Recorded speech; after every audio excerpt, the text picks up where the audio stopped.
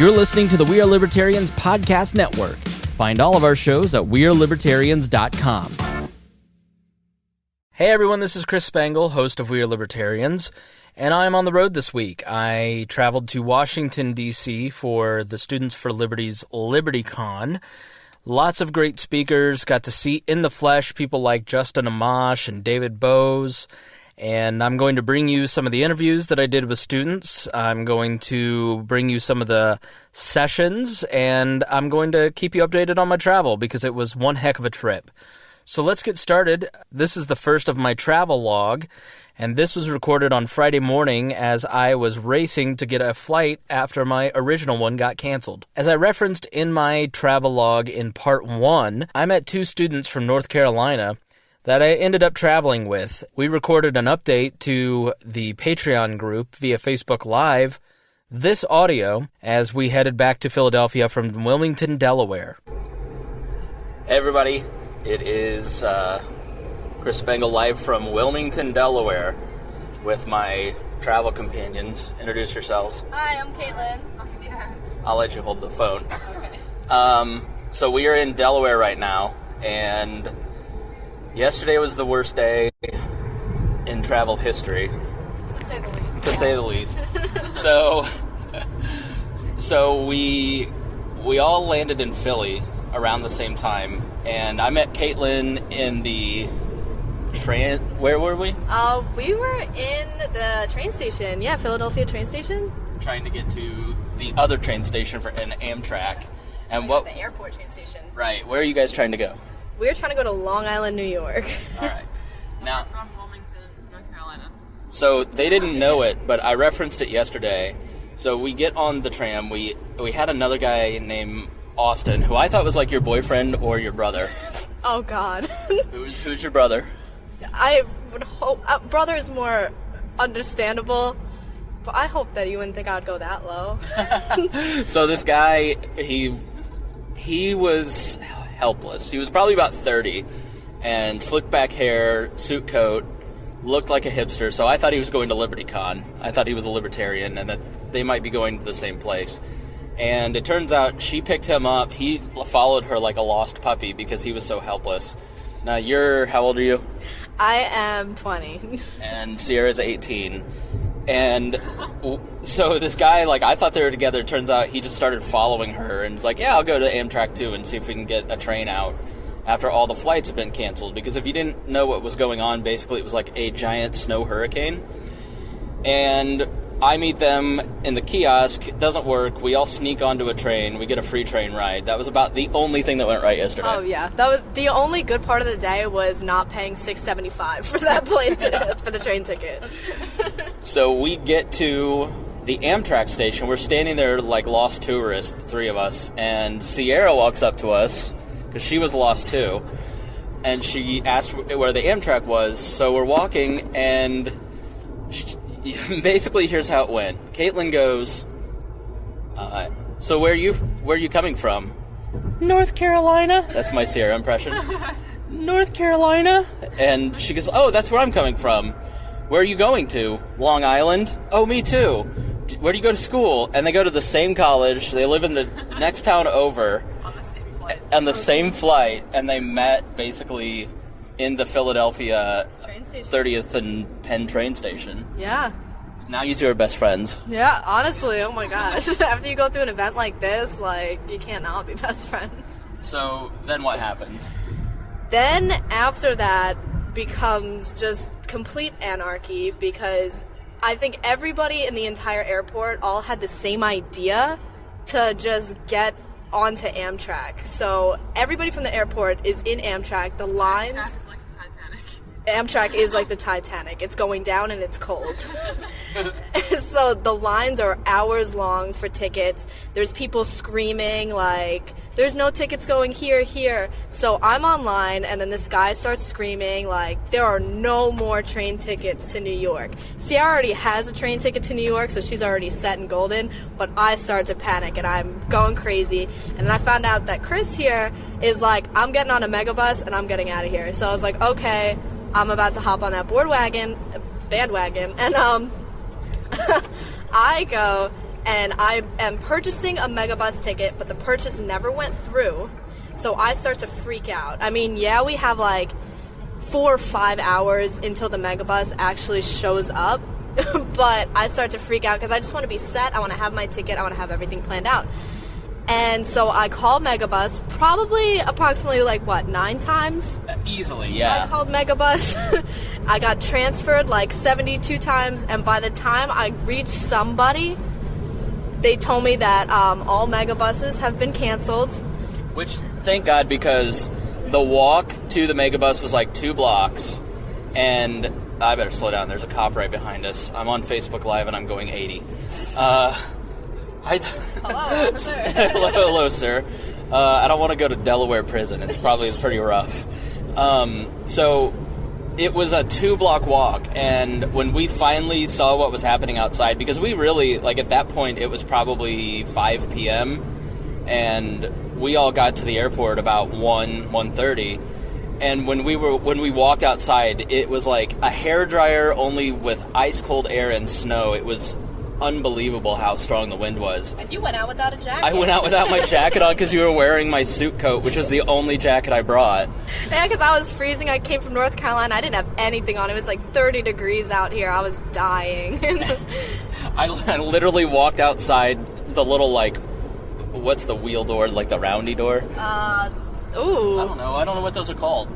So I went out the round, the door, and I immediately walked back in. I screamed, "Nope!" And walked back in, and I walked up to them, and I said, "It's worse than you could possibly imagine." So it would have been a horrific walk to 2 blocks to get that bus. So thank goodness she found out it was canceled. So at that point, everything's canceled. We're like, let's get a hotel. Amtrak's down, so Sierra didn't have a ride out. They shut down all of Philadelphia within the span of 15 minutes. Everything was gone. There was no transportation. There was barely Ubers anywhere. We had to go through Lyft. We're over $130. Yeah. Oh, yeah. It was 4 times pay, and it was $140. So then we, the worst part was the lack of outlets. Oh, yeah. We ended up finding, it was ironic because both of our phones were dying. We want to say, maybe they were on max out 20% at one time. And we found this, charging station, but we didn't use the charging station. We sat basically behind the charging station so we could use the other outlet that the charging station was plugged into to charge our phones, and we were on rotation of charging our phones to call Megabus. It was literally the millennial nightmare. Not enough outlets. We didn't care about chairs. We just needed our phones. Yeah, we had to steal chairs from a random table and drag them over to where we were. And we were just sitting in the middle of nowhere. With homeless people in the Philly bus station. That girl that came in soaking wet. Oh my god. Yeah, talk about the people walking inside. The people walking inside literally look... I can't even explain it. They look like... You got somebody. Oh, he's pulling somebody over. Yeah, we're now back in Pennsylvania. But, So we wait for a Lyft because Uber was $147. So Lyft, I get a hotel at the Penrose Hotel. Because it was the closest one because it wasn't a chain, which we found out why later. So I didn't want to be creepy, but I didn't want the two of them to have to stay in the train station, but I also didn't want to be like, hey, you college co-eds, you want to come with me back to my hotel? So, and I could tell Sierra was not, she was like, I'm going to try and get to see my friends in Villanova. Yeah, I was kind of sketched out. Yeah. But, you were like, get 2 beds. yeah, I was literally like, I have nowhere to go. We have to make this work. Just a room with 2 beds is fine for me. I'll sleep in a bathtub. For all I care, at this point, after 14 hours of travel, I was like, I will literally sleep anywhere. Just as long as it's warm. Have I been creepy? Oh, you asshole. No. What'd you say? No. Thank you. All right. So, so we get to the hotel, and this line at the Penrose Hotel is not moving, and it's so slow. So I have the bright idea. It's like 6, almost 7 o'clock. So I go, you know what? We're all starving. There's a restaurant over here. Let's go eat, because by the time Yeah, we already have the room. Like, and how do you feel at this point? At that point, I was really hungry, and I thought it was a great idea to go get food. Oh, yeah. We all agreed. We were all on board. We're like, food, yes, we got the room. We finally are safe. There's nothing to worry about. It's golden. So we go into the hotel restaurant, like the sports bar, and it is easily the worst service I've ever had in my entire lifetime. Oh, yeah, guaranteed. We couldn't even understand the woman that was trying to take our order. She had been there a week. She was probably like 30-ish. Yeah. Yeah, and so we get our food, and the food is horrific. Oh my god, you couldn't even bite yours. No, I got a Philly cheesesteak, and so did she. And I went to bite into the bread, and my teeth didn't go into the bread at all. No, I was so starving that I literally just forced it down, but it was easily one of the worst things I've ever consumed in my life. And Sierra just had 2 orders of fries, because she's vegan. Yeah, I don't eat meat. And there was nothing on it. So we finish, and we're like, whatever, it's food. And so we get back in line, and we're standing in line when they announce. Oh my gosh. This is probably easily We finally got close, too. Yeah, one of the worst parts of the night. They were like, even if you have a reservation, we booked out every room here that we have. And it's like 10 at this point. Oh, it is late, yeah. Because it took hours to eat. But it felt like it was like 2 in the morning. So Yeah. it was like hour 13 or something. So, and I'm just like, I'm sorry, guys. So we call Hotels.com. They finally, at like 10:45, find us a hotel. And so we end up going a half an hour away to Wilmington, Delaware, to the nice Doubletree Inn. And it was so, like, the hotel was so much better than that dirty ass. Beautiful, yeah, definitely. So, and they're not happy, I can tell. I was like just content with like the whole entire day and the whole I was trying to situation. put my head on the table and just like take a nap there. Me too. I didn't care anymore. And our Ride there was just completely silent. Yeah. We were just sitting there so just I like fell asleep at the depressed. We were like, And Ahmed, the driver, had been driving since noon that day, so he was on his, 11th hour of driving, and I could tell he was getting sleepy. I hope he made it home, because he barely got us there. oh yeah. And- Take us to the store to get Oreos or whatever. Yeah, I got water and Oreos. So, he was nice. And then, so I call around, I get a rental car from Budget. I had a Megabus ticket for this morning to get to D.C., but I'm like, you know what, I'm not putting my hands in, I'm going to get a car. I'm just going to spend the money and rent a car. So, I called and got the reservation switched to Wilmington. We are now in a Jeep.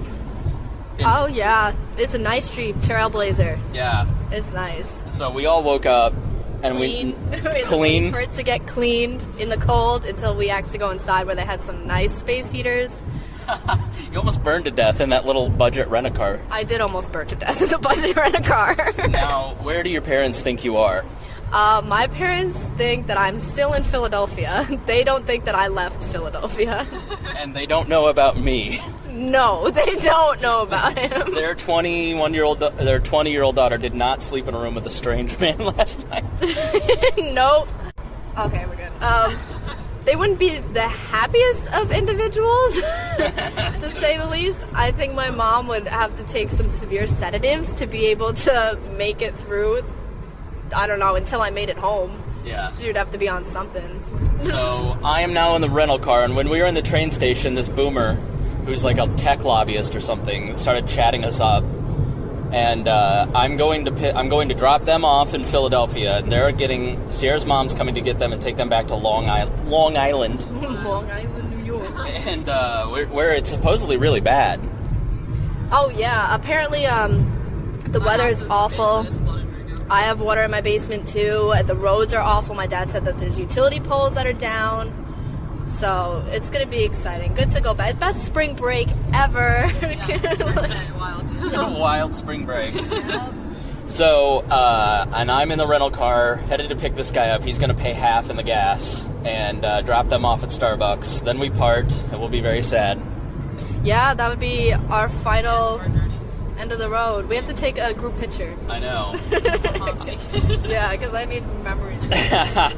And then I'm off to Washington, D.C., so I should be at the conference in about 2 hours, 3 hours. We got a message. You going to be late for the SEC meeting then? I'm not going to the SCC meeting. Who asked that? Sarah? Jeremiah? Yeah, Jeremiah's a smart ass. Jeremiah's the one that sent us the photos of the mega bus. Oh my god, so it's so funny. You don't want to know where my seat is? Right where it's wrecked. So he sent like this mega bus that had been crashed, and the seat that I had was like right at the top. So, all right, final messages. Caitlin? The phone has high temperature. I don't know what's going on. That's okay. How do I get into it? Let's see. Okay, all right. I'll take it out of sun. Final messages is that this trip has not gone at all what was expected, but at the same time, I feel like it could have been a lot worse, and if, like, we haven't happened to, like, run into each other and, like, kind of make this little group, like, I don't know, I feel like this isn't awful. It's a good story. It is definitely a good story. All right, Sierra?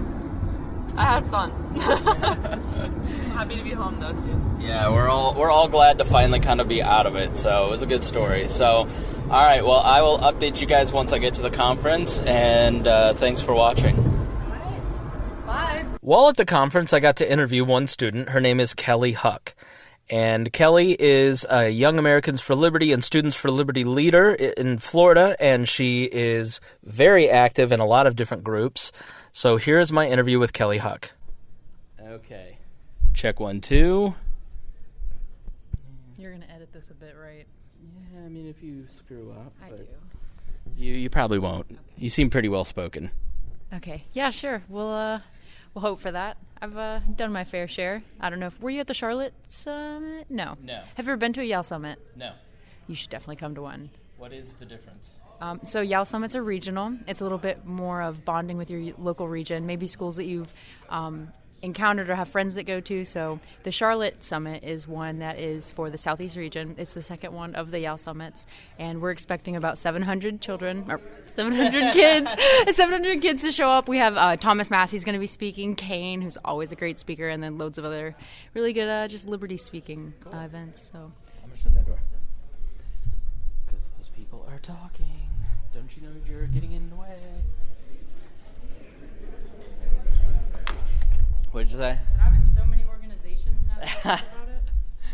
Let's, before we keep talking, all right, state your name, please. My name is Kelli Huck. All right, and where do you go to school at? I go to Flagler College, and I'm a senior. Excellent, yes. St. Augustine, one of my favorite places on the planet.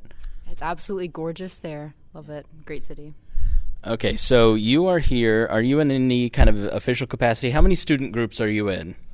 I'm going to say probably about 5 right now, all at a national level more than likely. I'm mainly involved with Young Americans for Liberty, but here I am at LibertyCon sponsoring SFL as a CC.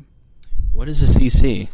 A CC is a campus coordinator, and my job basically is to find and recruit liberty-minded students on campus to join a club or to even start a club, maybe at their school or at my own school. Okay. So how's that going? For every other school, it's been pretty fun. At my school, I'm actually not allowed to have any liberty organizations. I've been denied by SGA 3 times now, and every time I try to have an event, it gets shut down, and I'm asked to leave by police. Did they give any kind of reason why? I don't have a permit. Oh, that'll gag. They've been using that since the 50s. The interesting thing is I'm not allowed to have a permit, basically because the SGA's voting rules is a 2/3 majority. It's very poor representation of the people that actually go to Flagler, and they will not allow a right-leaning conservative group on campus, even though we're not. We just really want to roll around a free speech ball and have some human rights, you know? Yeah, that is so odd. Like, you hear so much about the free speech on campus being a big deal.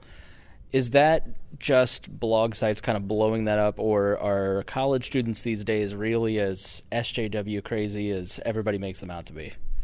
It's going to depend on your campus. I have some great campuses. Florida Gulf Coast, for example, is a fabulous school, great free speech policies. Then I have schools like mine where it gets a little iffy if you're even allowed to be on campus doing activism.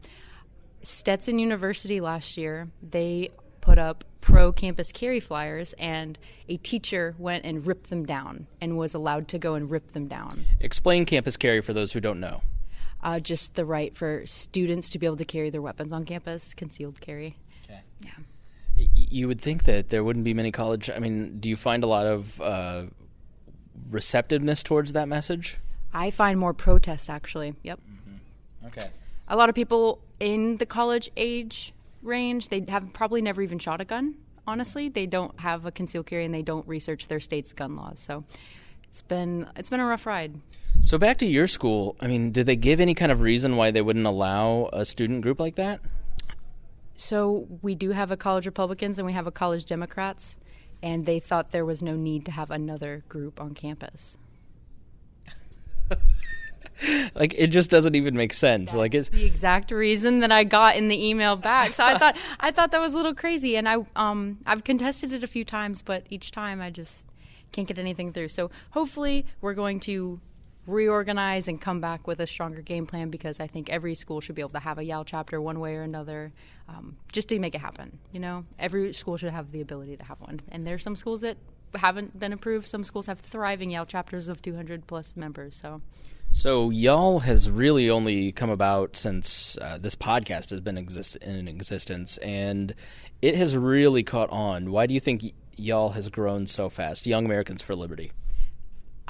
I got drawn into it in a matter of weeks after I figured it out. So I will be honest, if you found us out through memes, you are the majority. Everyone loves the YAL memes. They're great. The activism on campus is so interesting. So we've even had things like dunk tanks, where you never know if you're going to be in prison or not. So the dunk tank of the drug war, that's been a pretty fun one. Or a union hot dog stand, a union versus a non-union. We have a lot of fun events, and I think that really catches people's eyes. Also, we came out of the Ron Paul, Students for Ron Paul, so a lot of people really love Ron Paul that just keep joining Young Americans for Liberty. Now, may I ask your age? I know you're not supposed to ask a lady their age that often, but... I am 21, and I'm soon to be 22. Okay. Wow, yeah. So how did you become a libertarian? I fell from college Republicans. Okay. So I used to be a secretary for college Republicans, and then I moved to Florida. And this is actually what interests me. So there is a distillery in St. Augustine that makes their liquor. They have to put it on a truck, drive it an hour north to Jacksonville, have it inventoried, put on the same truck, driven right back to the distillery to be sold at the restaurant for customers to drink. And that raises the price of it probably about 30 to 35% per glass, actually. And students, when they hear about that, they're like, whoa, my alcohol's getting expensive? No way, we got to stop this. So I learned about regulations, and I learned that that's not good. And then soon I'll just be an anarcho-capitalist. I'm keeping. It's a fall. Do you have an ideology at this point, like that you claim, or are you just like, I'm just giving in? Black and yellow for life. I'm governed by principles. Okay. What are your principles? Human rights, individual freedom, and I will say that the right to expression. I am pink hair, covered in tattoos, and I think that people should be expressing themselves a lot more. So free speech has been a huge issue for me. Okay. And that's definitely what drew me in to the libertarian movement. I've noticed at this event that campus speech, free speech, the head of the ACLU was here talking about free speech, which we recorded and we're going to place in there. I mean, do you think that is really going to be the driving issue for my generation? I'm an older millennial. You know, the wars and 9/11 were such foundational things for us, and ending wars and privacy, Edward Snowden, are big things. Do you think that for your generation, Gen Z, I don't know if you claim Gen Z or millennial, you're kind of on the edge. I'm on the year, actually, so I can claim either one I want, but I don't think I relate with Gen Z very well. Millennials. Okay. Currently in my college group, I would say the campus climate, a lot of people, a lot on either side, are focused a lot on wrongful incarceration of disproportionate incarceration of people of color and victimless crimes such as like drug offenses. So that's kind of the climate that I'm seeing on campus. If you want to take that away from the typical screaming of what's my gender, What's going on? I just want to be noticed, scream, feminism, all that. People actually do have the issue of no matter which identity you claim, incarceration, and there's a lot more government than people want. Right. Yeah, LGBT rights were big for us. So when you say it's about attention, I mean, obviously not as an overarching thing, but is that what you find a lot of that SJW, I don't know a better term, that is really about attention? Is that kind of your read on it? No, I think it is very new and exciting, and there is a lot of unexplored territory with identity there, and a lot of people are trying to find an identity. I mean, everyone wants an identity now. They want to be known for what they stand for, what they believe in. Something I've seen very prominent on college campuses is that the philosophy that you vote with your dollar. So people are voting to buy food that they support. So if it's organic food, they support organic markets, or free trade coffee. So a lot of people are voting with their dollar. They want to be supportive in that sense. Okay. So what are the organizations you're in? You said 5. I would say roughly 5. So I am a Young Americans for Liberty state chair, a Students for Liberty campus coordinator, a FEE campus ambassador, and I have had an internship working for conservatives concerned with the death penalty, and I also am involved with the Leadership Institute, and I've gone to a couple of their trainings. They're very, very beneficial. I've learned a lot from them. They're very hardcore, though. Not going to say they're not for the weak. You wake up at 7 in the morning, you're not done until 11 at night. You're going to learn so much in that day. Yeah, the Leadership Institute I've been, it's really an extraordinary program. You're going to learn a lot about grassroots, candidate training, a lot of the basics. I mean, what are some of the things that you learned there? How to talk to people about politics without scaring them. I will say that's a pretty good one. Give us details on that. Like,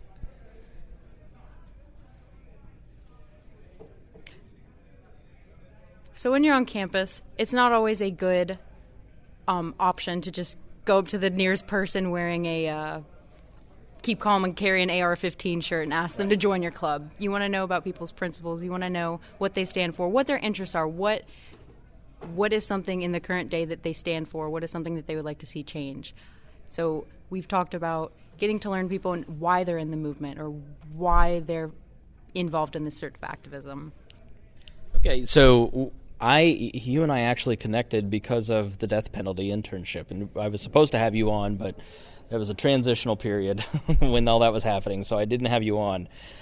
So I want to give you your opportunity now. I mean, where do you stand on the death penalty? I mean, that doesn't seem to be brought up like it was in the 90s as much, and it probably should be.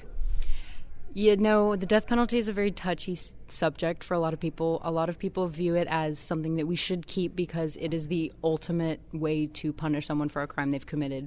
But when you look into it a little bit more, it punishes the people of the state. So it's very expensive to go through a death penalty case, to house a prisoner and go through all the legal proceedings. Also, there usually isn't much justice for the family of a victim. I don't feel that the death penalty really addresses that. If life is life, then life in prison is death. Mm-hmm. So I think that is just as effective. Mm-hmm.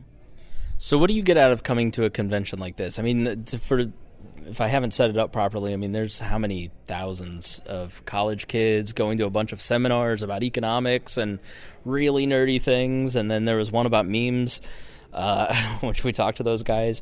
Like, what do you guys get out of these when you come to a convention like this? When you get to come to a convention, you get to meet people that, so usually all of your colleges are very spread out. You all centrally meet in one area, and it is just a massive networking best friend gathering of liberty. And you get to see friends from all over the country. You get to meet new people, and you also can have your ideas challenged by listening to some of these panels, I think. So I did get to attend the immigration debate. I found that was very interesting, and I was pretty open border, but there were some good arguments, I will say, for a little bit more strict immigration and reviewing the immigration policies. So interesting. So it's not only about the camaraderie. You do learn a lot, and it's the networking. What are some of the best conventions? What have you been to, and what are your favorites? So I've been to LibertyCon. It was formerly known as ISFLC last year. I've been to YALCon. I've been to several Young Americans for Liberty summits, and I do really want to attend CPAC next year. But this is pretty much it. Just anything YAL and SFL related, because I still am a student. I haven't really branched out into the more adult conferences yet. Plus, these are really fun. So if you're one of our college student listeners and you've got one convention to attend, what do you choose? Depends what time frame. So in the March time frame we have LibertyCon, but in the summer we have YALCon, and it's in DC as well. It is a blast. It is 3 days long. You get to stay in the hotel, and the speakers the list of speakers is amazing. Thomas Massey, Rand Paul, Ron Paul. We've had amazing people come there, and it's life-changing for so many people. A lot of people never even heard about YAL before their chapter president on campus says, get in the car, we're driving to D.C. and going to a convention. I actually met one of the best chapters I've ever had. Her name was Carly Lloyd. She came to our Atlanta summit. Her friend said, get in, we're driving to Atlanta. She got there. She's like, where are we? And then she got to see Rand Paul talk. She got to hear great speakers, and now she is a Alabama state chair with amazing chapters doing great activism throughout the state. So it can change in a matter of months from attending something like this. It's absolutely life-changing. That's great. All right. Final thoughts. Tell the listeners what, if you could impart wisdom or anything that really, like, people talk about college students a certain way, especially boomers. What are some of those misconceptions that you'd like people to be a little more understanding about?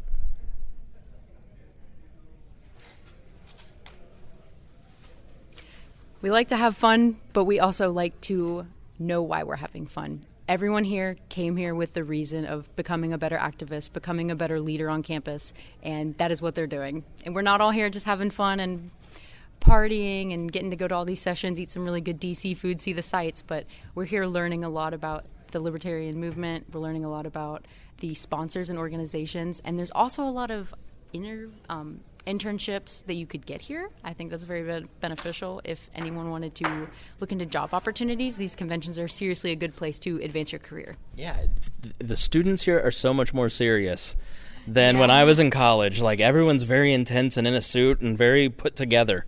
I've had bosses that are 19 years old running around the entire region, just phone calls every day, on planes every weekend. You can get involved at a very early age and have a pretty cool traveling career, even inside of college, if you're in the liberty movement. It's pretty fun. All right. If you want people to follow you, no creepertarians, okay? And you can say no to this if you don't want. Yes, we're admin. I love it. Okay, all right. If you want people to follow you, you don't have to say, you can say no. And if you say yes, no creepertarians are allowed to bother Kelli. And if you do, she's going to let me know who you are, and I will speak to you directly. So if you want people to follow you on social media, where can they follow you? My Instagram and Twitter, and I think that's all I have, is Stellar Kelli, STELLARKELLI. And I'm always glad to make Facebook friends and talk to you about liberty in your region, maybe get you connected with some people that you didn't know were actually around you. So feel free to talk to me. I'm more than happy to get you connected and talk about liberty in your area. I follow you. Aren't you on the Keto Life? I am Keto Life. I actually lost 70 pounds in the past 6 months from keto. That's amazing. How does it work that fast? It's life-changing. The majority of it, I actually lost about 35 pounds in the first 2 months. It sheds off really fast, but not going to lie, I ate Zaxby's, had a milkshake, full meal, went to a doctor's appointment, got my blood work back. They said, you have prediabetes. If you don't change anything, you could have type 2 diabetes in a few years. The next day, I went on the keto diet, and I went vegan, and nothing has changed. Since then, I've been 70 pounds lighter, and my life has been completely different than it was before. Yeah, I've followed you during that, and it's really inspirational, so go check that stuff out. Another testimonial, we've had listeners after having Bittner on talk about keto, and everybody's doing it. I need to do it too. Yep, it can be a little discouraging at first because you're like, I don't get carbs, no pasta, and especially keto vegan, the plants are carbs, so you do have to walk a tight line, but keto is very worthwhile. If you can get over the keto flu, you can do anything. I promise you can do it. If I can do it, you can do it. Coupled with exercise, of course. So. All right, Kelli, thanks for joining us. Thank you so much for having me. All right, great. One of the best sessions of the entire weekend was David Boaz speaking about 3 principles of libertarianism. Now, Boaz is somebody that I have learned a great deal from. He's from the Cato Institute, and his book, The Libertarian Mind, is a great read and gives us a great framework for constitutional libertarians especially. So check out that book and take a listen to this speech. A Manifesto for Freedom, and the editor of the Libertarian Reader. Boaz is a provocative commentator and a leading authority on domestic issues such as education, choice, drug legalization, the growth of the government, and the rise of libertarianism. Boaz is the former editor of the New Guard magazine and was executive director of the Council for a Competitive Economy prior to joining Cato in 1981. The earlier edition of the Libertarian Mind, titled Libertarianism, a Premier, was described by the Los Angeles Times as a well-researched manifesto of libertarian ideas. His other books include The Politics of Freedom and the Cato Handbook for Policymakers. Please join me in inviting David Boaz.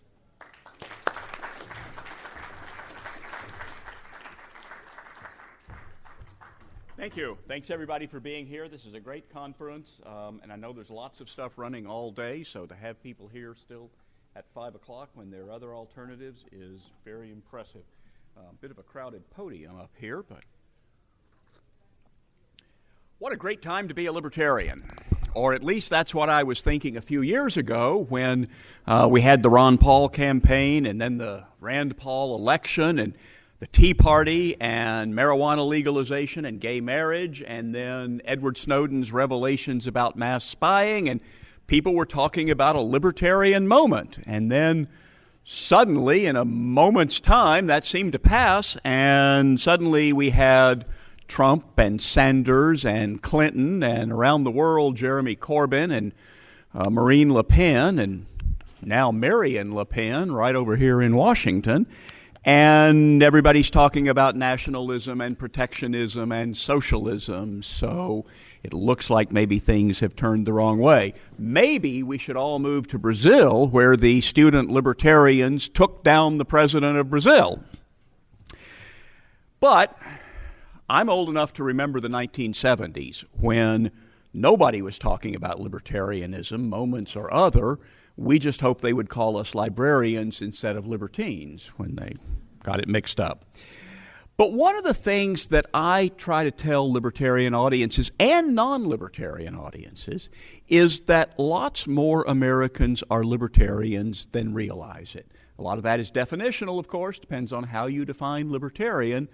But I want to tell Americans, if you consider yourself fiscally conservative and socially tolerant, socially liberal, if you think the government should get out of your pocket and out of your bedroom, if you don't think the federal government can manage the economy or the world, then you just might be a libertarian.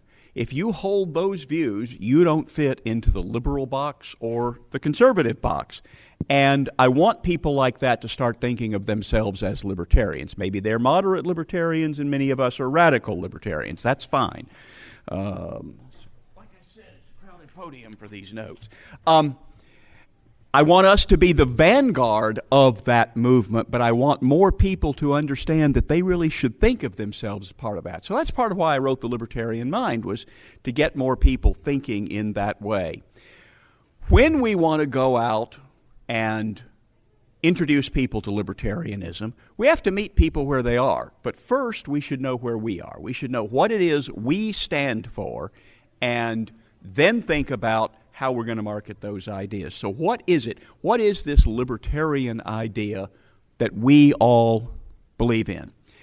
I like Adam Smith's phrasing from The Wealth of Nations, the obvious and simple system of natural liberty. The simple system of natural liberty. That's what I think libertarianism is. That's what liberty is.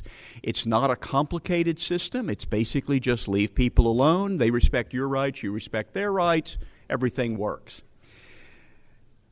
In The Libertarian Mind, the first line of the book is libertarianism is the philosophy of freedom. That's a pretty good summary, too. And the important thing there is personal freedom and economic freedom. And this is the problem we've had for a long time in the United States, that a lot of people who believe in economic freedom are not so keen on a lot of personal freedoms, and vice versa. Libertarians believe in freedom across the board, liberty across the board, personal freedom and economic freedom, political freedom, human rights, all those things. About 30 years ago, there was a best-selling book called All I Really Need to Know I Learned in Kindergarten. And, I like to say, you learn the essence of libertarianism, which is in fact also the essence of civilization, in kindergarten. What do you learn in kindergarten? Well, many things, but among those things are don't hit other people, don't take their stuff, and keep your promises. If you do that, if you hold to those ideas, then you're basically a libertarian. And if your society holds to those ideas, then you will have a successful society. Don't hit other people, don't take their stuff, and keep your promises. That really is the essence of all the public policy that libertarians talk about. But let me go into a little more depth, and I'm going to talk about 3 key ideas that I think make up the libertarian overall idea. Number 1 is individual rights. Individual rights that we have as a person by virtue of being a human being, not prescribed from government. Libertarians don't always agree on exactly where these rights come from. Some say from God, God-given rights. Some say from nature. They're natural rights. They're in the nature of the human being. It's not in the nature of ants to be free. It's not in the nature of cows to be free, although there was a cow in the news the other day who seemed to think it was. But it is in the nature of human beings to be free. The Declaration of Independence kind of finesses this issue by referring to the laws of nature and of nature's God. So whichever way you look at it, Declaration of Independence has you covered. There are libertarians who don't think either nature or God is a very good example, and they might say consequences. We have or we want to respect individual rights because we can trace the consequences of respecting rights or not respecting rights. I think you find a lot of economists fall into that category. They don't believe in this religious stuff about rights. They do believe that if you look at all the ways government can interfere with what we see, what I see as individual rights, they see that the consequences will not be good, whether that's taxes or crony capitalism or the minimum wage or whatever. What libertarians do agree on, I think, is that these rights are imprescriptible. That is, they are not prescribed by any human agency. They do not come from the king. They don't come from the president. They don't come from the parliament or Congress. They don't even come from the Constitution. We hear a lot of times, the Constitution gives me the right to do that. That's not correct. The Constitution protects your right to do that. The Constitution guarantees your right to do that. But you had the rights before we created the Constitution. We created the Constitution, as the Declaration of Independence says, to secure these rights. Governments are instituted among men. Not to give us rights, but to secure these rights. So what we agree on is that the rights are imprescriptible and individual. Second key topic, spontaneous order. Now, if you've taken a political theory class, then you've heard about the difference between normative and positive ideas. Normative ideas, what should be, what is just. Well, that's kind of individual rights. Individual rights you would call a normative idea. It prescribes the way things ought to operate. Spontaneous order is a positive idea. It just states the way things are. You don't have to be a libertarian to observe spontaneous order. Spontaneous order exists, whether you notice it or not. But it is often the case that libertarians or free market economists are the ones who study spontaneous order and understand its importance. And so many people have trouble seeing this spontaneous order. To a lot of us, order seems planned, right? To get yourself to this conference, you had to do some planning. To put on this conference, people had to do a lot of planning. to create Students for Liberty or the Cato Institute had to do a lot more planning.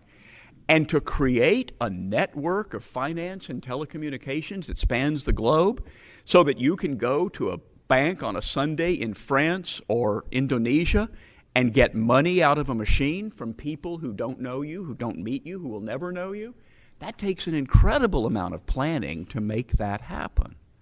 So to smart people, to intellectual people, it looks like the more complex the system, the more planning is required. If you live here in the Washington area, getting here, pretty much you had to get yourself out of bed, get onto the metro or whatever. Not a whole lot of planning. Putting the conference together, more complicated, more planning. Creating a worldwide bank, more complicated, lots more planning.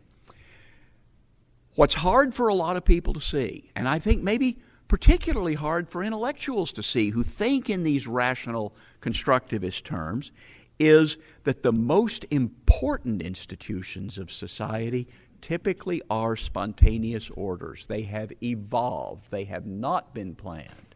They are, as the Scottish Enlightenment said, of human action but not of human design. Now, what are these institutions that I say are spontaneous orders? Well, one of them is language.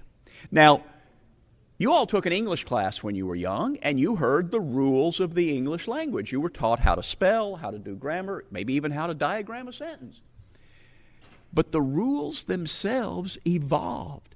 There are dictionaries and grammarians and professors of English these days who tell us what the rules are, but the rules evolved over many years. If you've tried to read Shakespeare, it's a little difficult.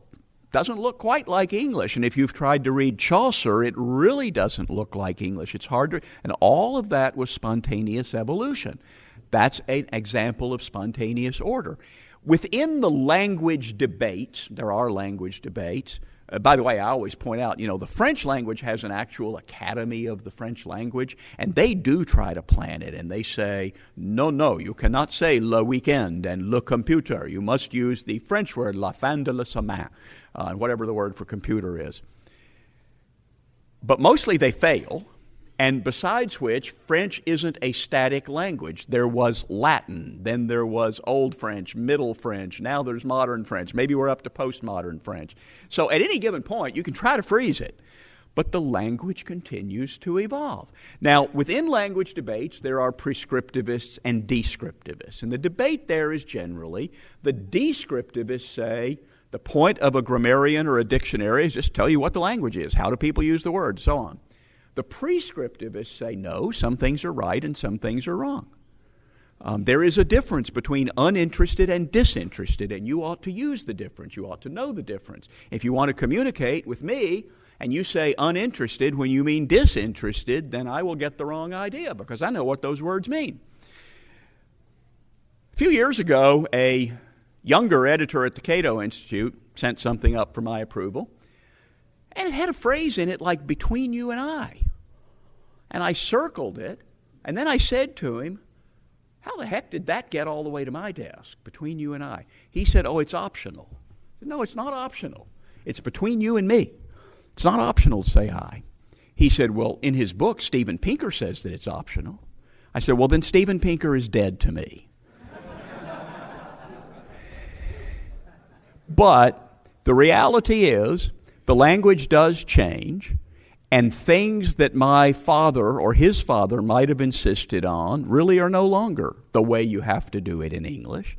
And if enough people say, between you and I, and especially enough educated people, then the language will change. And eventually, that may be the reality.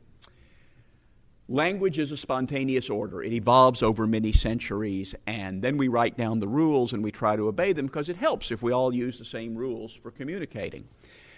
But it did evolve. Law. Most of us think law is something written by Congress, written by the state legislature. These days, written by nameless, faceless bureaucrats in square buildings in Washington. People with a little more sophistication might say, well, a law comes from the Supreme Court. Yeah, to some extent that's true. But the reality is the fundamental law that governs our lives, the common law, the law of property, the law of tort, the laws that decide whether if my tree falls on your property, it's your problem or my problem, those things evolved over many centuries. In the beginning, a tree fell on somebody else's property. And the question arose, who's responsible for the damage? And how do you settle that? Well, they probably called in a neighbor, maybe a wise man from down the street, and they said, who should be responsible for this? And a decision was made. And over the years, some people came to be respected for their wisdom in deciding such things. And they decided them usually on the basis of precedent. The last time this happened, we decided this way. The last time this happened, we decided this way, but the circumstances are different. Are they different enough to change the rule? Some people were wise at doing that, and eventually some of those people got turned to a lot, and eventually they became known as judges. And that was their profession, to apply the law to new circumstances. And this went on for a long time, and then governments got involved. And mostly at first, it was probably kings just saying, well, I'm making a rule. I'm changing that rule. My family is exempt anyway, but I'm changing the rule as it affects you. And then later, we got more regularized legal systems. First, we have judges today still who mostly apply the common law along with statutory law and precedent, which is common law. But we also have legislatures all over the world passing laws whose basic purpose is to overrule the common law. Because after all, if we were just following the common law of property and contract and tort, we wouldn't need all these regulations and statutes and everything. So mostly what legislatures are doing is distorting the law, introducing monkey wrenches into the law. The law itself, however, continues to evolve. If you're a corporate lawyer, every time you write a contract, you're helping the law to evolve. You help us to understand what's standard in a contract, what's not even in the contract because everybody knows these particular provisions, the way the law evolves to deal with new technologies and so on. So law also a spontaneous order, which very few people understand. Even law professors, I think, don't really get that point. Another spontaneous order, money. These days, we think money is something created by the Federal Reserve, and they do create a lot of it. But initially, what was the purpose of money? I have apples, you have fish. We trade some apples for some fish. But then it turns out you have fish, but I'm allergic to fish, so I can't trade my apples to you for fish. Now what do we do in order to have a more balanced diet? Well, it turns out we might find a third person, make a three-way trade. Beyond three, it gets pretty complicated. So at that point, people look for a unit of exchange. And that can be all kinds of things in different places. It's been seashells, rocks, finely honed stones.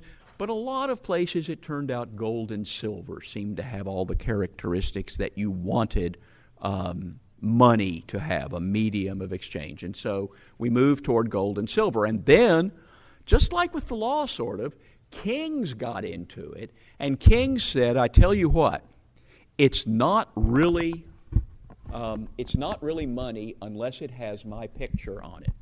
And so these are coins now, and they have my picture on them, and that's how you know they're real money.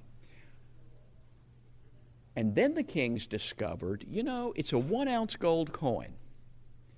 If I shave 1% of the gold off of that, nobody's going to know the difference.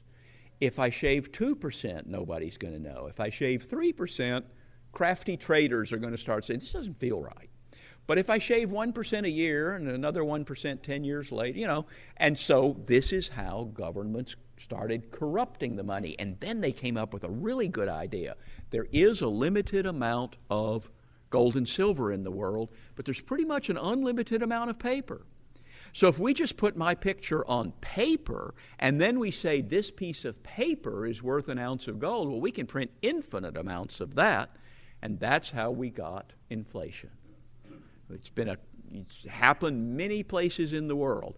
The money evolved. If government stays out of it, the market does a pretty good job of saying This money is good, this money is not good. You've heard of Gresham's law, bad money drives out good. I mean, people can tell the difference between bad money and good money. Continental banknotes in the American Revolution turned out not to be well backed up. They issued too many of them. People came not to trust them. They wanted to get real coins from Europe. Confederate dollars turned out not to work out so well once the Confederacy had no assets, no taxes. Government, again, can distort the money that has evolved, but it can't actually do a very good job of creating it. And then the spontaneous order that's sort of most important for our politics is the economy.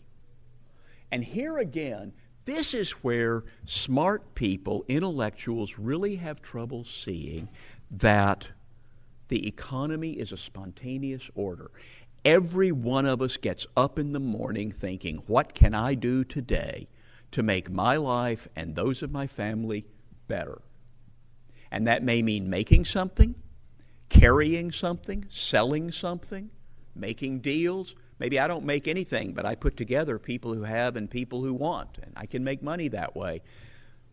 And through that, we go from trading apples for fishes to creating networks of finance that run across national borders, across continents, simply by having every person act in his own self-interest, his own family's interest every day, subject to the simple rules you learned in kindergarten: don't hit other people, don't take their stuff, and keep your promises. If you do that every day, the economy will get a little more efficient, a little more productive, and we can go from trading loaves and fishes to having the world we see around us. And even if you've been terribly diverted from that process, if you've been living in Mao's China, you just start legalizing trades, and in 30 years you can have the most rapid economic growth in the history of the world. You can go from being a desperately poor country where people fight over insects to eat to a country that has more capital than any other country in the world right now.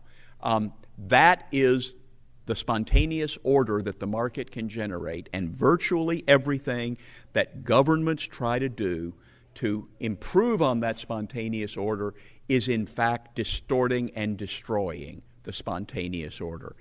Every transaction that isn't made, every transaction that two people want to make and aren't able to, makes them poorer and makes us all a little bit poorer. Every transaction that two people don't want to make but are forced to make by government makes us all a little bit poorer. And the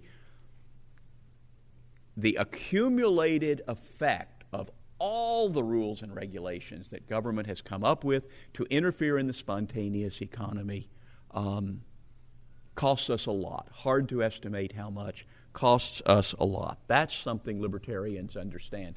In my book, I talked about the coordinating process of the market. We all have plans. The market is the way we coordinate our plans. And it tells some of us that our plans are not very good. They don't satisfy human needs as effectively as somebody else's plan. So nobody wants to make the deal with us. And that's very frustrating when we have an idea for a product, for a trade, for a sale, for a use for a piece of property, and the market, the other people who are in a position to make that decision for themselves, don't want to do business with you. But the coordinating process is to use the assets in society, use the factors of production as efficiently as possible to build wealth. And what the government comes in and does is discoordinate. Virtually everything government does besides enforcing property and contract is discoordinating the economy. The market is a coordination process, government is a discoordination process. So, number one, individual rights. Number two, spontaneous order. And the third big libertarian idea, limited government. Limited government to protect individual rights and spontaneous order.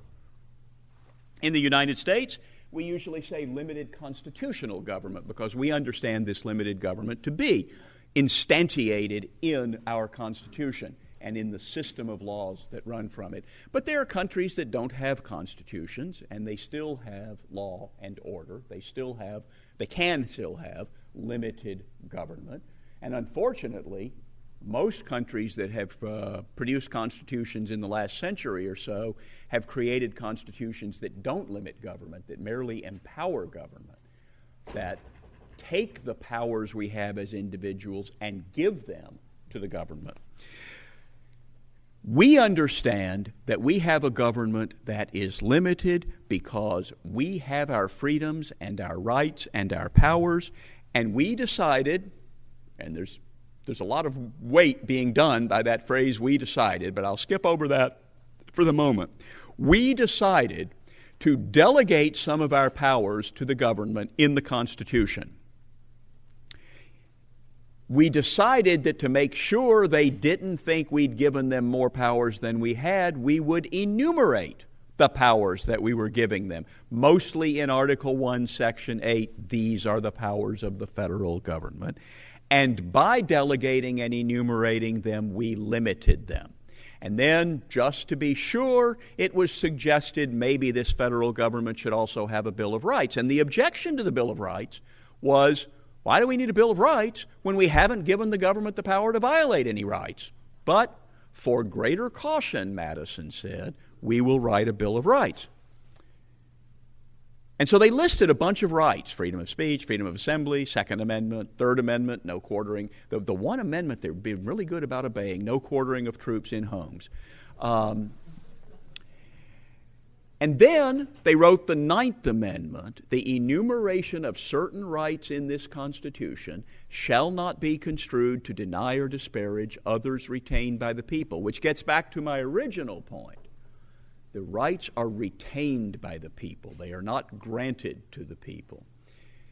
And then for yet more caution, this is trying to be a triply redundant system. They add the 10th Amendment: the powers not granted to the federal government in this Constitution are reserved to the states and the people. So, first we wrote a Constitution that said the federal government has these powers. Then we listed a bunch of things, a bunch of rights it can't violate, even in carrying out its delegated powers. And then we said this isn't all the rights we have. And we are not giving up any of our rights, even though we didn't name them here. And then we wrote a 10th Amendment, and remember, if we didn't name the power in this Constitution, then it remains with the states or the people.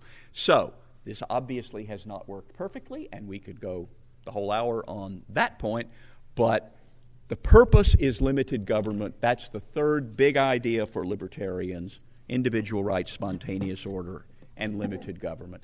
And then I'm going to mention one more basic idea that you wouldn't think needed to be said, but I worry these days maybe it does.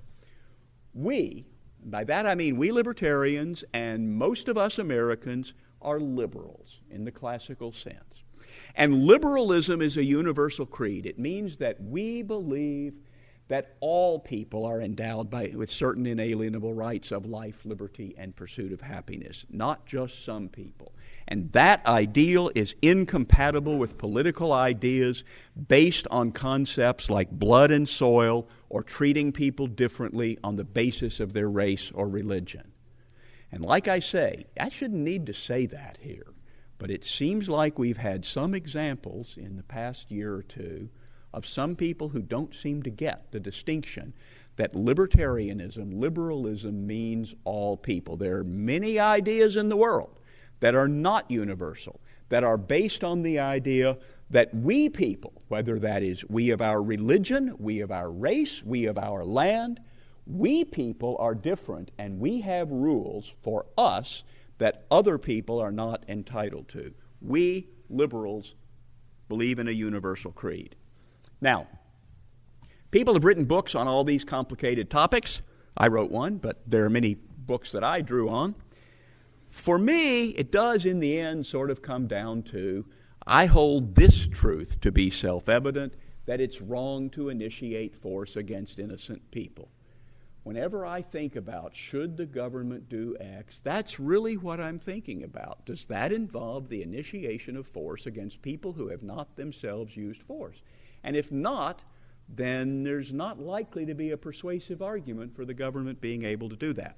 Now, All of you know, in practical terms, libertarians favor smaller government, less spending, lower taxes, free trade, civil liberties, personal freedom, a less interventionist approach to defense and foreign affairs, and we celebrate civil society, free association, and the social progress that they generate, and we seek strict limits on the size, scope, and power of government in order to maximize freedom.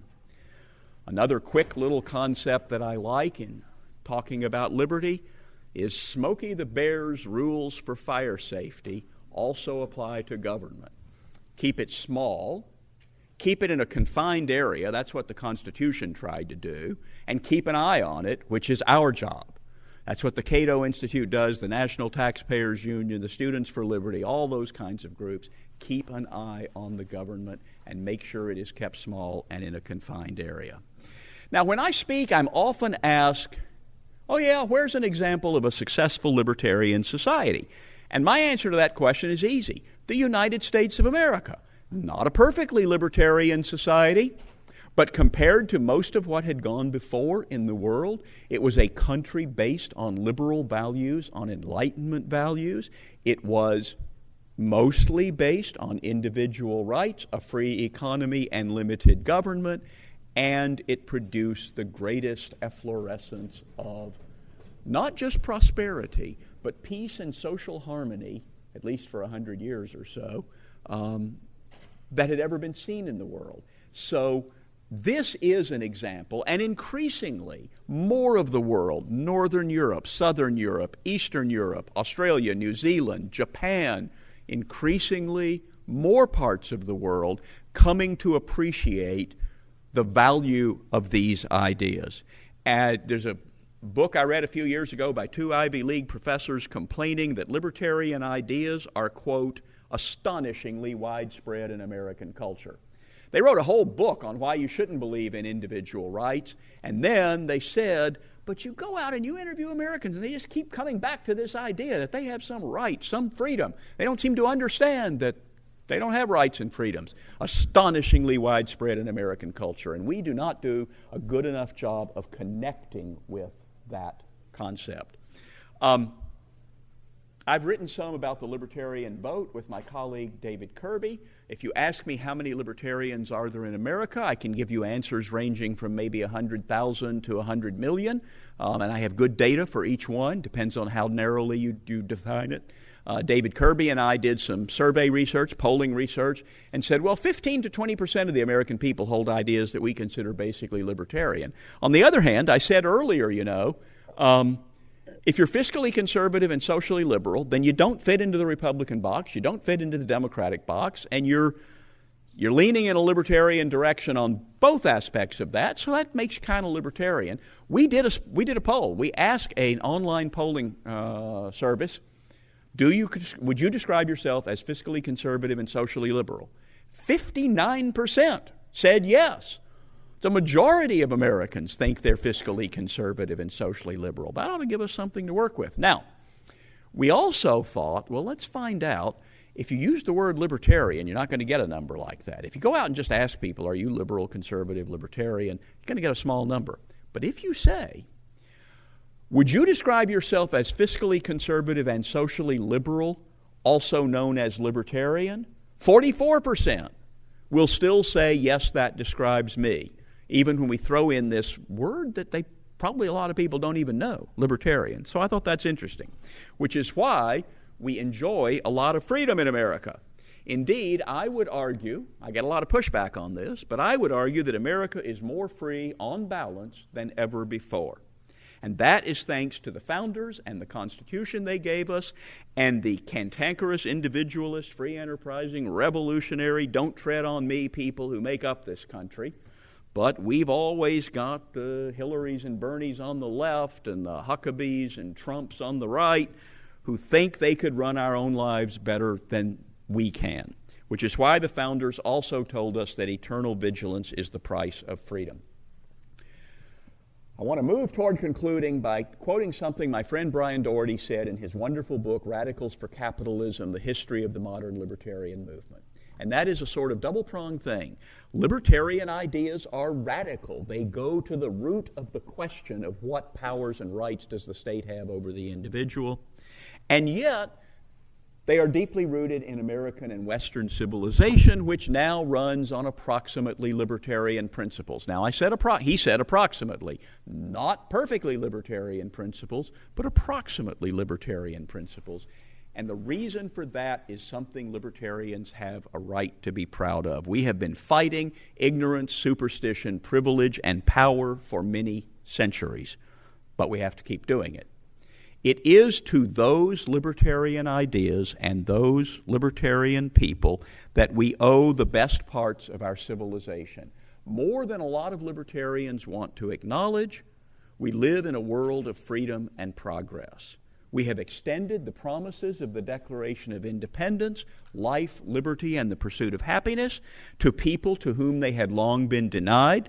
And around the world today, more people in more countries than ever before in history enjoy religious freedom, personal freedom, democratic governance, the freedom to own and trade property, the chance to start a business, equal rights, civility, respect, a higher standard of living, and a longer life expectancy.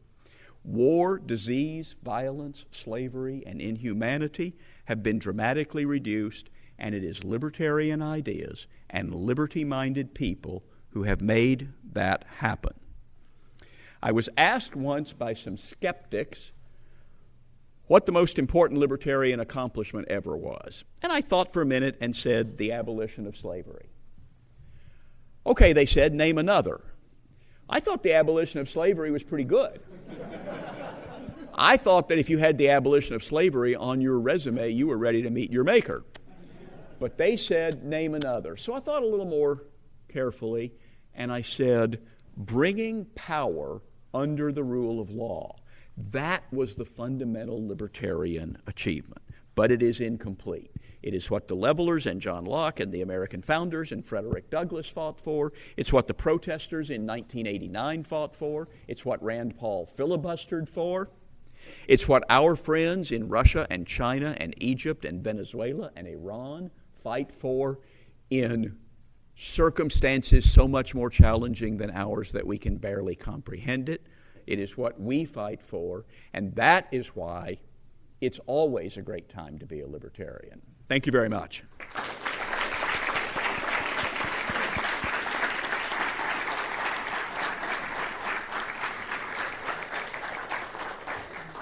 I believe we have a little time for questions, if people have any questions. Right here, are we bringing mics around? Or? Oh, I can yell. All right. I talked to a couple of my friends about libertarianism, and I said, I'm going to a libertarian conference. And they said, aren't they a whole bunch of far right-wingers? And you probably realize that there is that kind of association, that for some reason people think that libertarians are extreme far right-wingers.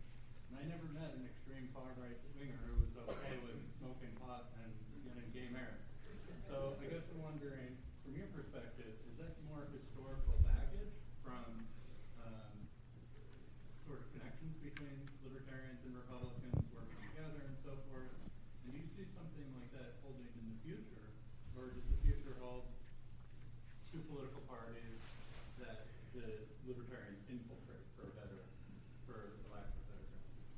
Well, I do think it's historical, and it's not that old a thing, because when the terms left and right originated, libertarians were clearly on the left. If we held our ideas back in the early 19th century, late 18th century, we would have been on the left wing of the liberals, wanting to push further and further toward constraining government, opening up markets not monopoly, merit not status, science not the elimination of independent thought, all those things. And then, after the rise of communism, libertarians and conservatives found themselves both opposed to communism and also opposed to the rise of the welfare state in the United States. So that made early libertarians there have been classical liberals from a long time. But in the late 19th century, early 20th century, classical liberalism really faded as a philosophy. So there weren't many people. We can point to individual names, but there weren't very many of them. Mises and Hayek, who after all lived in Austria back then, and over here there was H.L. Mencken and Albert J. Nock and a few people, but not many libertarians. When libertarianism started to reemerge during and after World War II, libertarians saw communism and the welfare state as the big threats, especially since National Socialism, which was, after all, the National Socialist German Workers' Party, was being defeated. So communism and the welfare state. So libertarians and conservatives tend to be together on that. And libertarians were more anti-communist and more anti-socialist and welfare state than many of the conservatives. So that gave them an appearance of being far right. To me, far right clearly implies things other than libertarian, but I understand why some liberals and journalists see it that way. And there is the current fact that the political leaders who are generally called libertarian, Ron Paul, Rand Paul, even Justin Amash, people like that, tend to be perceived with reason, as on the right wing of the Republican Party. Even though Ron Paul, for instance, was against the drug war, he still held a lot of views in common with the right, including some social issues like immigration, where he was not quite what I would think libertarians ought to be. Rand Paul has been less forthright on the drug war than his father, and therefore is even more perceived as being sort of on the far right. The Freedom Caucus in the House.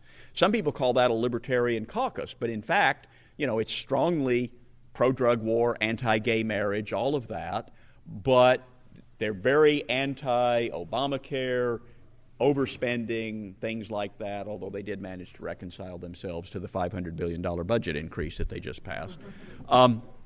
So there have been all those connections, and to a great extent, libertarians have never been perceived as prioritizing anti-war or civil liberties or police abuse, any of those things. The drug issue, I think libertarians are identified with. And so, I had a conservative once tell me that his perception was that libertarians were just gay conservatives.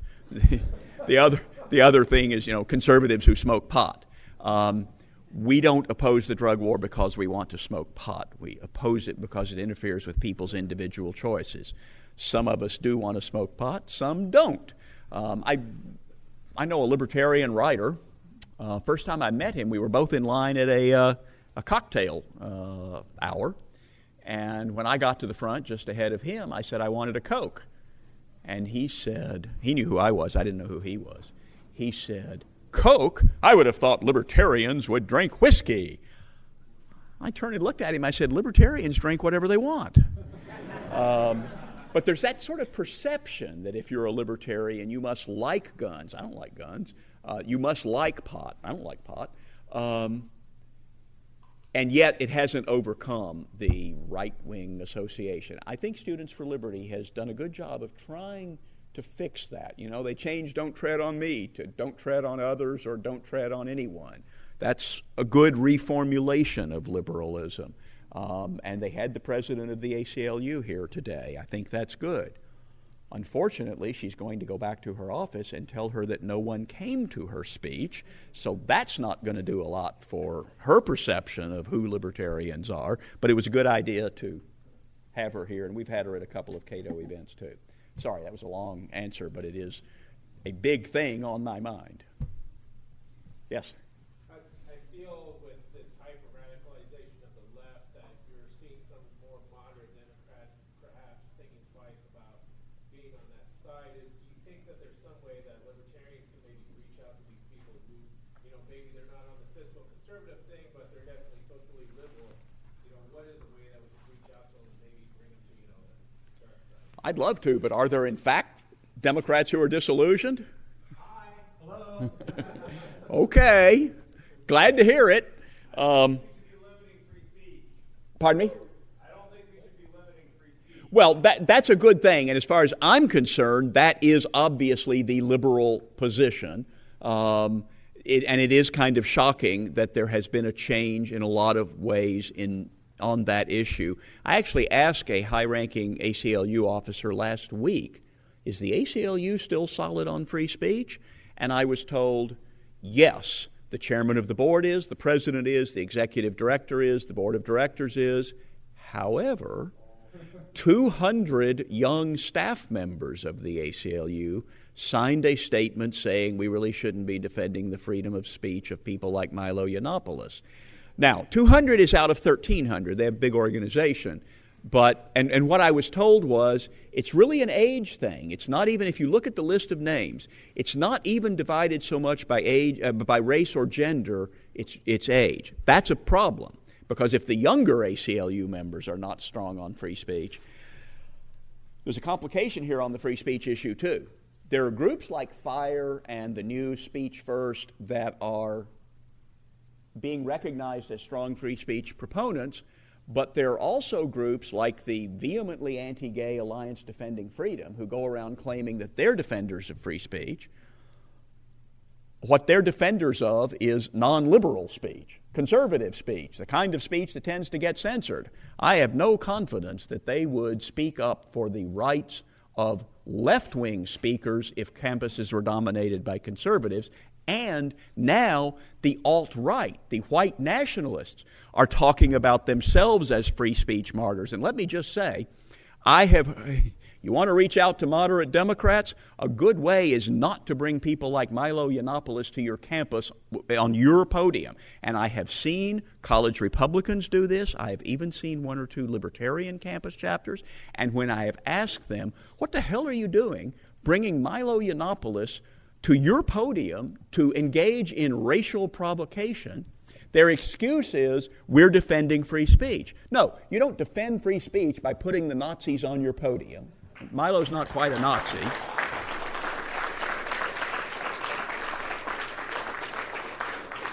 The early ACLU, when they defended the free speech rights of communists, did not put the communists on the podium except to explain how they had been censored. They defended their rights. When the ACLU defended the right of the Nazis to march through Skokie, Illinois, they didn't put the Nazis on the podium. They put the civil libertarians on the podium to talk about free speech. So I trust no one in here has thought about doing that. I would like to see more evidence that there are Democrats and liberals who are coming in that direction, and the more we can talk about things like criminal justice reform. And, one of the things that we, for the past really 18 months, have been trying to talk about to people on the left is, we told you that if you gave the president and the federal government all this power, someday you would be sorry. Are you sorry now? And yet, I swear, they still can't get that point. They voted to give the president more surveillance power a couple of weeks ago. This president. Would have been one thing if they said, we're giving the president more surveillance power and this law goes into effect January 20th, 2021, gambling on defeating Trump. But they didn't. They gave the president more power. So we haven't succeeded at that. One of the things that I think has happened is not just maybe hyper-radicalization, but hyper-partisanship. So we've got this bifurcation of people who get their news from the right, people who get their news from the left, and a handful of libertarians consciously trying to talk to both sides and to get information from both sides. I get the Washington Post. My partner sometimes picks up the Washington Times because it's free in his office, and he'll bring it home, and I'll say, okay, well, now we'll be able to figure out what's going on because we have the Washington Post view and we have the Washington Times view. But the truth is the Washington Post has 100 times as many reporters as the Washington Times. So you're going to get more news in there. Yes, we should reach out that way, but other than talking about the issues I've mentioned, I'm not sure exactly how we do that. Yes? Thanks for being here. Question for you regarding structural changes underway in the U.S. economy. Are you worried that if we don't have entitlement reform and maybe streamline it into like universal basic income, that the coming wave of automation is going to create a political environment that stokes exactly the kind of nationalism we've already seen throughout the world? And if so, it seems like libertarians were unwilling or unable to seize power when given some of these political climates. So what kind of hope do you have that libertarians can be successful at political opportune times? And what do you think about UBI as a way to both streamline entitlement reform, but also hedge against maybe more structural affirmative standpoint? You know, in a lot of places, economic reform has only happened when you really did run out of money. Margaret Thatcher says the problem with socialism is eventually you run out of other people's money. That's how it happened in New Zealand. That's how a round of reform happened in Argentina and even Mexico. And obviously then the countries coming out of communism who started with basically no money, like Estonia. We have not reached that state, and we keep warning that we've built up $200 trillion in unfunded liabilities, and yet, because we're the nation, we're the world's reserve currency, we have the strongest economy, we seem to be able to keep rolling this over and over, and it's a drag on the economy, but we're still growing. We haven't been able to convince people about this. I do not worry that automation is going to leave us all without jobs. People have been saying that since the beginning of capitalism, the beginning of the Industrial Revolution. And indeed, the whole point of economic growth is to destroy jobs. Used to have 80% of people worked as farmers. Now it's 2%, and probably only needs to be 1%. Manufacturing is also seeing a decline in the number of people employed, although more manufacturing output. So all of that is the very definition of economic growth, and we clearly are better off. There are people who perhaps voted for Trump because they perceived that their economy, their economic status had declined because certain kinds of jobs had been destroyed. The truth is, and you didn't ask about truth, you asked about political appeal, so those are separate things. I know.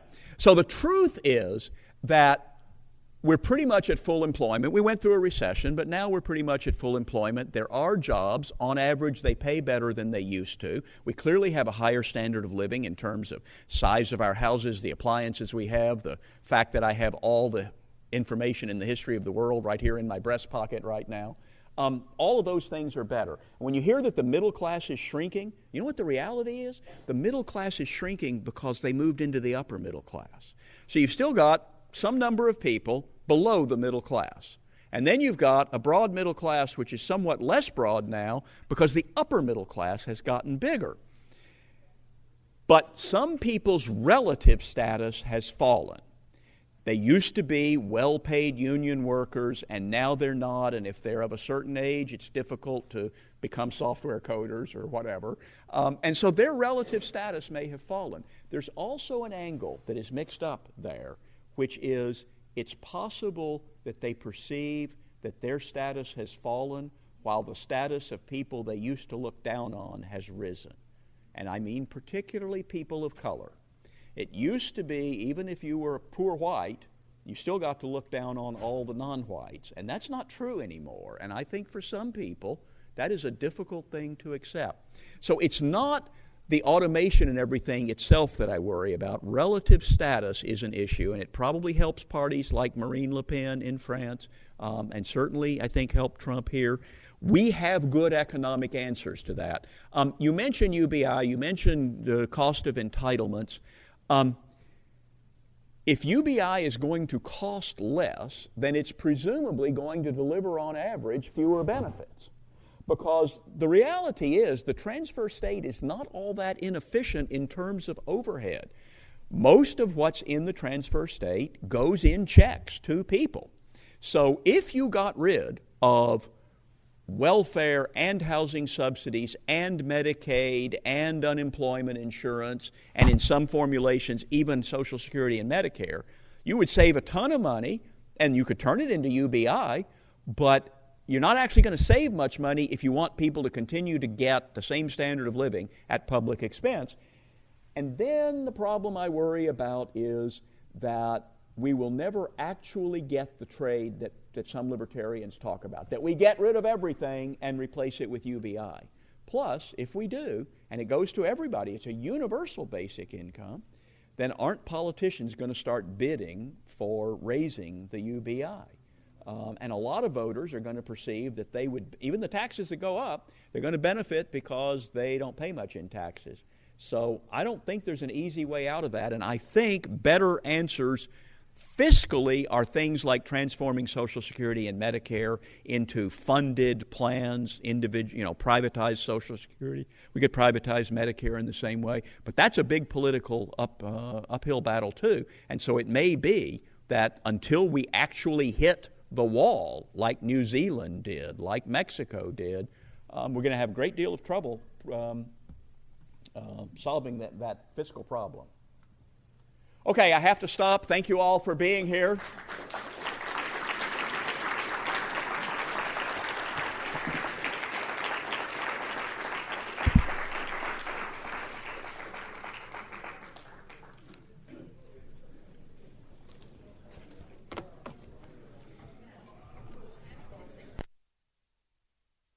In the final installment of my travelogue, I was in a bad mood.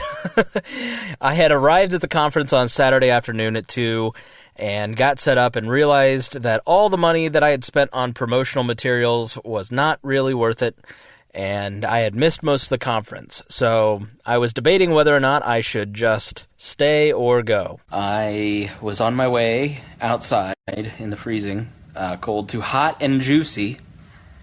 It's supposed to be a really great Cajun place, but it was an hour and a half wait. So now I'm going to a place called Harry's Pub. So I hope that I get treated right. Tad gave me a great suggestion that I think I'm going to take him up on, and that is I'm going to go look for Comet Ping Pong and save those children. So in case I go missing, I love you all. Just so you know what happened. So anyways, if you didn't watch the last, I'll tell you kind of what happened since I got here. So I got here about 1:30, 2 o'clock, and it was I was sweating. I know you're going to find this hard to believe. So I took a shower because I felt gross, and got my suit. And those of you who know me know that I'm not a huge suit fan. And went down. First I got the banner. Then I found where the table was. Then I came back, took a shower, got a suit. So I got down to the floor about 2:30. So the radio row was kind of in the back of the exposition hall. So there's a downstairs where there's the expo hall with all the sponsors like fee and everything else, and then upstairs is where all the speakers are.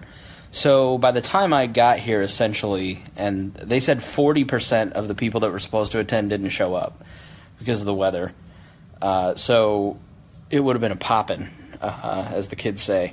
So got down to the radio row, and the only table that was left was like way off in the back, and it looks amazing. I've wadded it up. I had basically. The only way I can get it home, it's this it's the size of this bed. It's too big for the table. So big. But it looks amazing. It looks really good. But it's going to have all kinds of... It's kind of a... Let's see here. Like a cheap vinyl, I guess you'd say. You couldn't take it outside necessarily, but it looks really nice. So it would have been great. Had everything gone to plan, it would have been awesome. And had I gotten here last night, I could have gotten the sign set up and all the stuff out and would have gotten everything promoted, and I would have been happy. So from a promotion standpoint, it was a total bust. And I was really looking forward to, being seen and getting a lot of interviews and talking to, the Matt Welsh's, Nick Gillespie's, Dave Rubin's of the world. So I can put We Are Libertarians on the radar. So by the time I got here, got everything set up, I'm just miserable, and I don't think I've had lunch. So I'm gonna go eat dinner, lunch and dinner. So that's part of probably why I was so cranky, because it was like 3:30. Sat through the ACLU thing, did an interview with the Liberty meme guys, and they were really great. They were funny. Gave Aaron Ebert shit, and that's a funny interview. And one of the guys, halfway through, just was bored with it, so he started playing on his phone. It was like hanging out with Aaron. It was amazing. So I am sitting there, and I'm just getting more angry. because I'm like, I've spent all this money to come here, a lot more money than I planned on spending because of all the contingency plans, like $300-400 extra because of the weather. And it was a stretch to come here already. So I've spent all this money. I've gone through all this hassle to get here. And by the time I get here, everybody who's gone through the place that I'm supposed to be will have already gone through it. So the promotion's not going to happen. I'm not going to get to talk to any of the people I wanted to talk to. And I'm just pissed. And like, I was in such a good mood over because there's nothing you can do about the weather. You get stuck in a train station, and like, I had my little friends that I introduced you to, and like, we were all hanging out, keeping each other sane, and it was a good time. And so I just kind of didn't know anybody here, and just not happy. That's why. So I called American Airlines about 3:30 and asked about flights to Indianapolis tonight, and I was just gonna leave. I was just like done. And then I was like, well, I'm here. Why don't I just blow the conference off? It's a loss anyways, and just go sightsee. And I was like, but I'm really tired, so I'm not gonna do that. And so I just decided, I changed out of the suit. I put on, a t-shirt and my khakis and my tennis shoes, and like, literally everybody else is in a suit.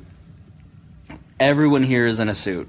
Everyone. So I look I don't look bad, but I definitely got some looks because I wasn't in a suit at that point. But it was 4:00 and the conference ended at 6, and I just didn't give a shit. It's funny because if you just are yourself and stop trying to put on pretense, you attract the same kind of people. So I think that's when I talked to the meme guys, actually. I think I talked to them later. Then I ran into somebody that I talked to all the time. So my grandparents lived in St. Augustine, Florida.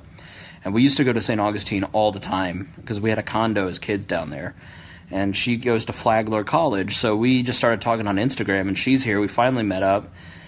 She's not in a suit. She's like, I fucking hate this. And it's partially everybody, they didn't want kids showing up in whatever and looking like bums and wearing tie-dye and embarrassing. There's no media here other than me. Literally, I am the only media that's here. And so they didn't want that bad image, but instead what they've done is they've told everybody to wear suits. So everybody has their black suit on, the one that their mom bought them in junior year of high school because they had to go to a wedding or a funeral, and that's their suit. And so everybody here lives super uncomfortable, and they all just all look like young Republicans. And it's if you allowed some free expression, that'd be great. So I looked at a place, but I didn't even give a shit because when I'm comfortable, I don't care. I was so uncomfortable in the suit, and that's probably why I was so grumpy. So I interview the meme guys. I get the ACLU president audio. She was super happy that I was recording it. She was super sweet. She's a really nice lady. Total leftist, but really nice lady. Then I got the David Boaz thing. And I talked to that friend, Kelli, who is a student, and she was really interesting. So I have a nice little show that I can put together, and I ended up running into Chris, a guy that I worked for at the Advocates. He's a billionaire, and I put the We Are Libertarians card in his hand. I'm not joking. He's a literal billionaire. And I was he's like, what are you up to? Because he basically funded my job at the Advocates, and I, gave him the card and said, here's what I'm up to, and he, seemed real receptive and said he'd check it out. The trip down with that guy who was, I think I put it in I don't think I put it in a video, but I rode down last night. This guy walked up, and he was just very friendly, very chatty, and we started talking about where we were going, and he said he'd pay half the rental car if he could bum a ride with me, and so he did. It turns out he was the issues director, basically the policy director of what they called the issues director then, for Ford and HW's campaign in 1980. And most of the policies that he wrote for HW got enacted under Reagan.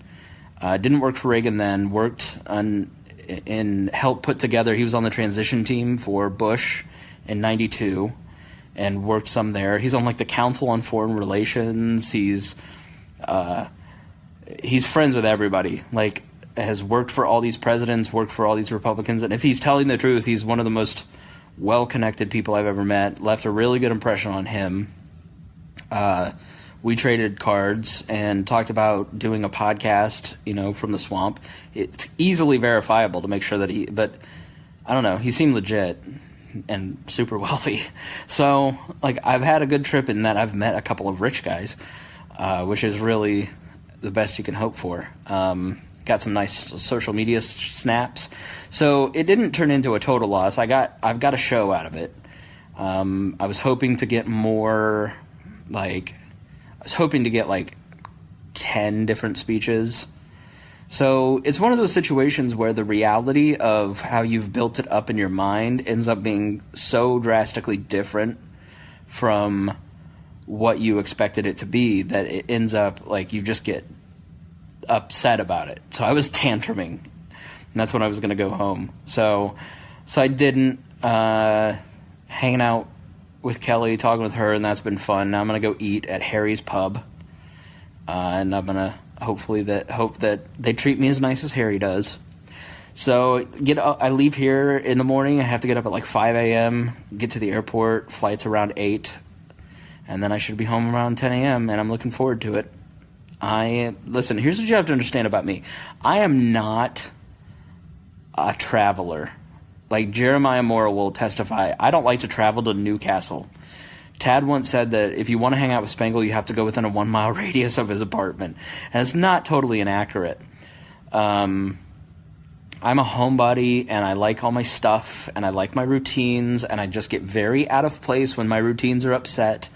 And like this whole week, I'm going to be cranky because my weekend wasn't normal. I don't know. I'm a baby. I'm very pampered. Like my backpack, I don't know if I can zoom in on this, but yeah, my backpack is jam-packed with all the podcast equipment. This is jam-packed too because I packed every creature comfort. Like, here's my Bose Bluetooth speaker. I brought literally every piece of podcasting equipment, including giant headphones that I thought I might need. And you know what? Like, I just needed to bring this and one attachment. And I give this advice to podcasters all the time, which is like, just get the H6, get a little pair of headphones, and get one of the attachments, which are in here. And I didn't do that. I brought all this mess. I mean, this is a really thick backpack, and you can see it's jam-packed. So I just overpack, and yeah, I've got some snot rags. This. LOL, this is my boarding pass. So, yeah.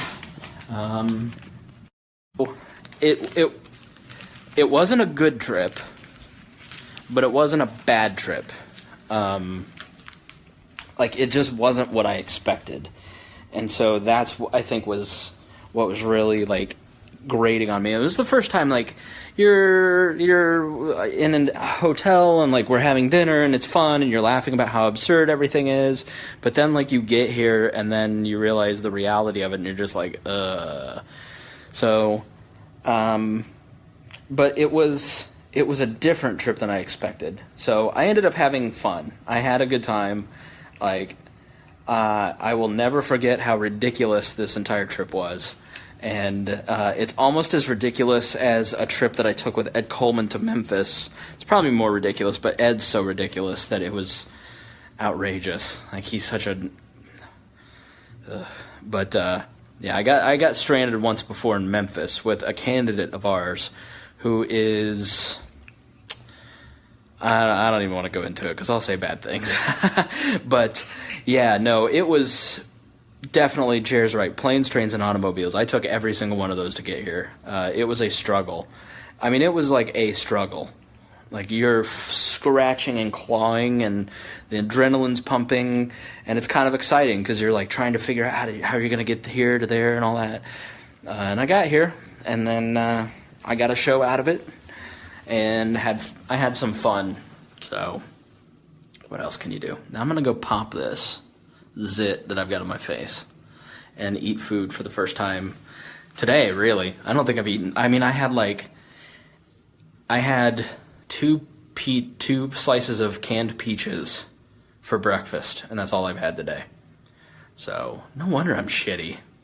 I eat a lot of food, FYI. So, all right, well, I will, I want to thank everybody for coming along on this journey. I hope you were entertained by my misfortunes as much as I was.